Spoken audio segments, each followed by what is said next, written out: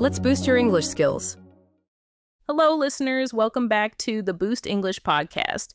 I'm your host, Olivia, and I'm thrilled you're tuning in today. By listening to our friendly chat, you'll sharpen your English and pick up tools for a better life. Hey everyone, I'm Billy, your regular sidekick.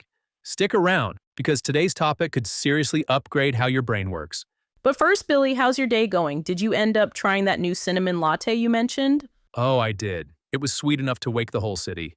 How about you? Anything exciting this morning? My cat thought 5 a.m. was the perfect time to sing.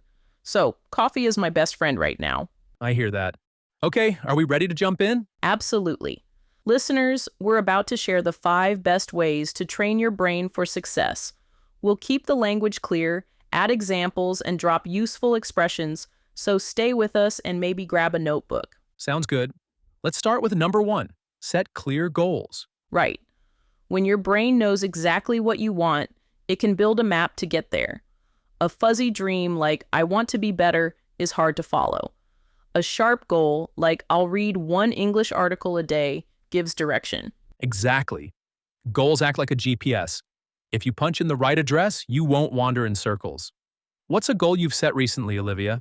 I decided to learn basic coding. My clear target is to finish 1 short lesson every weekday for a month. So far, I'm on track. Nice. I set a goal to run 3 miles without stopping.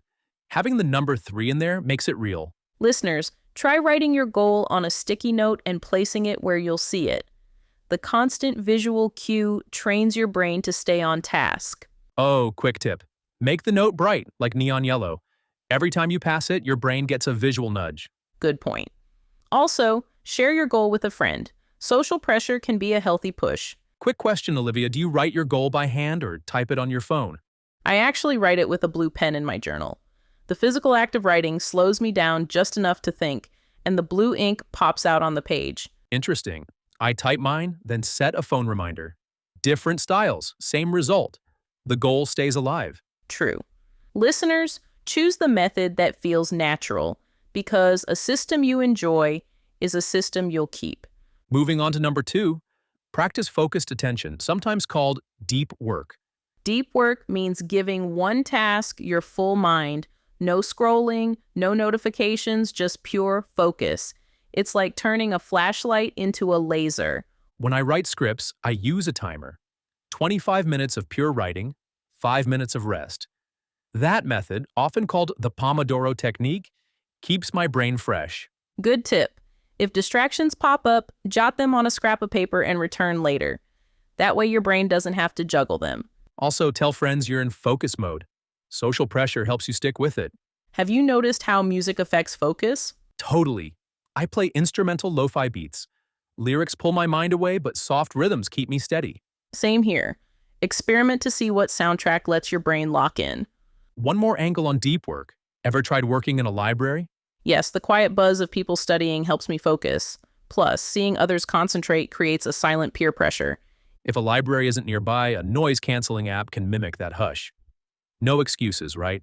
Exactly.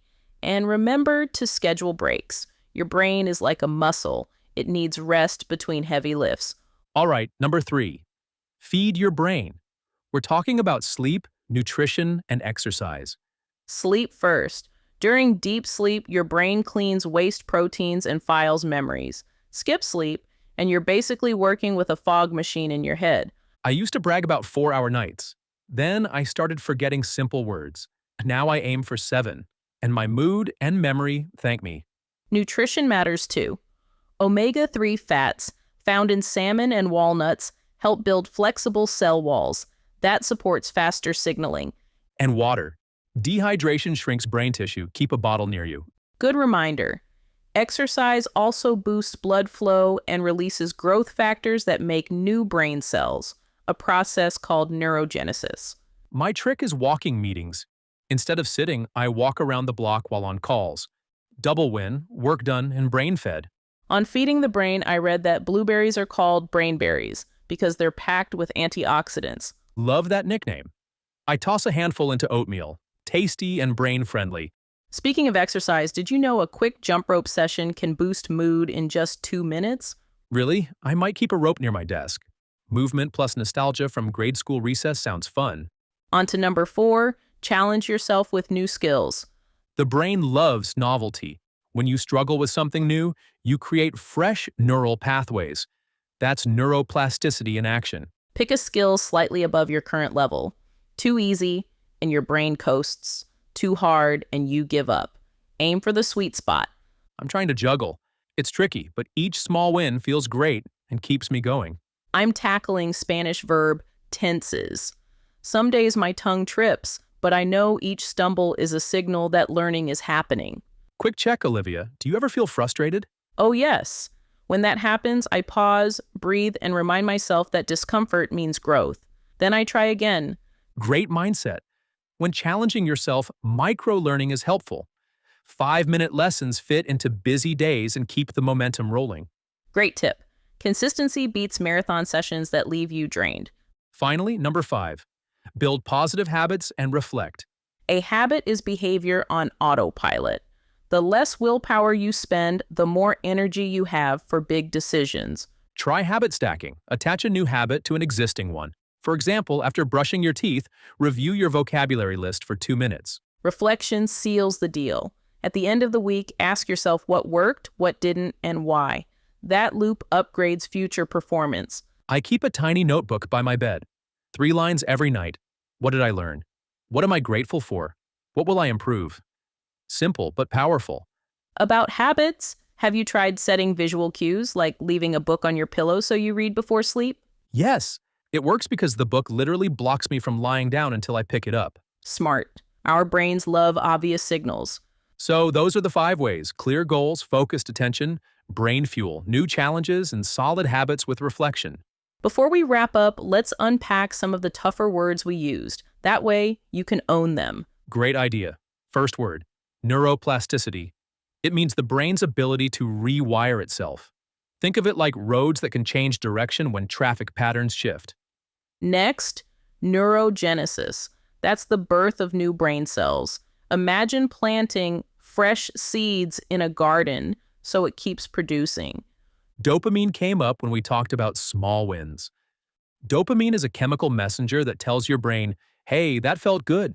Do it again. It's like a thumbs up signal.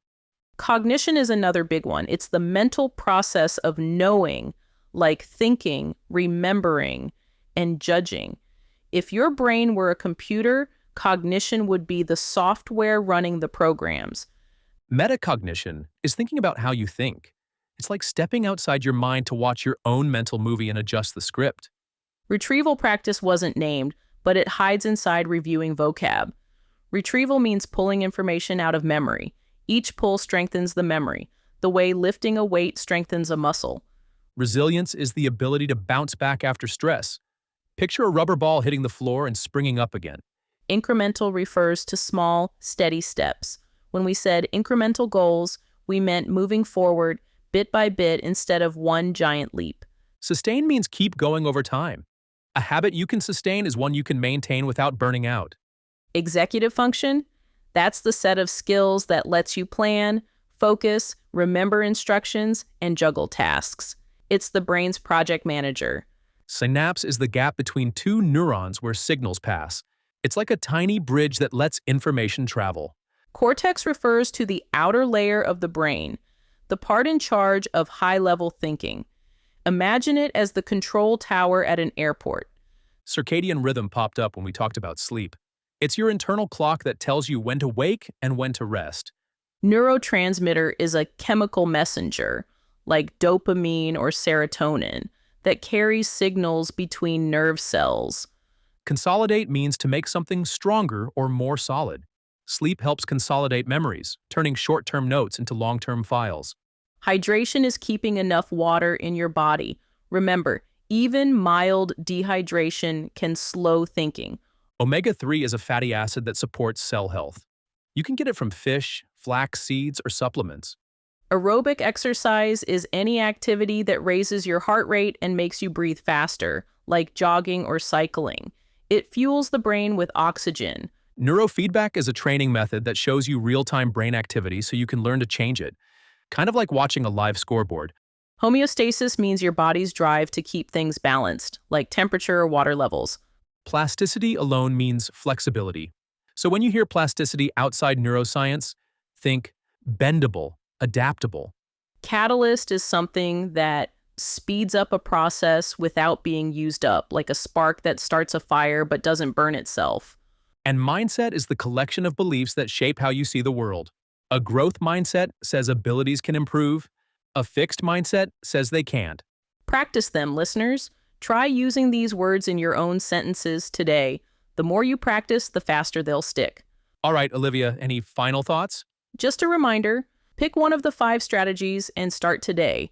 Small actions create big change when they're consistent. Thanks for hanging out with us. If you enjoyed the episode, subscribe and share Boost English with a friend. Until next time, keep learning, keep growing, and keep boosting your English. Bye for now.